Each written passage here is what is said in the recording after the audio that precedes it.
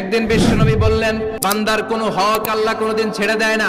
আল্লাহর হক আল্লাহ মাফ করে, বান্দার হকের মাফ নাই। যদিও আমি নবী, আমার উপর যদি কোনো হক থাকে বলো, আমি দিয়ে দেব। কোন সাহাবী দাঁড়ায় না, এক সাহাবী দাঁড়িয়ে বললেন, নবী, যুদ্ধের ময়দানে চাবুক চালানোর সময়, লাঠি চালানোর সময় এক কাফেরকে মারতে যেয়ে আপনার লাঠির বাড়ি আমার পিঠের মধ্যে পড়েছে।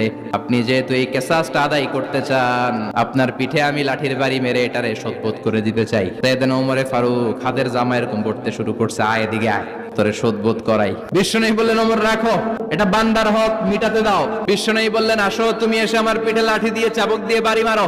সাহাবী বলে, ও নবী, যখন আপনি আমার চাবুকটা পিঠের মধ্যে মেরেছেন, আমার পিঠে তখন জামা ছিল না। আপনি যদি যথা নিয়মে কিসাসটা আদায় করতে চান, আপনার জামাটা খুলেন, খালি পিঠের মধ্যে বাড়িটা মারিস। এবার আর ওমরে ফারুককে ধরে কে? এদিকে আয়, তোরে দেখাইতেছে। বিশ্বনবী বললেন, ওমর থামো, মারতে দাও। বিশ্বনবী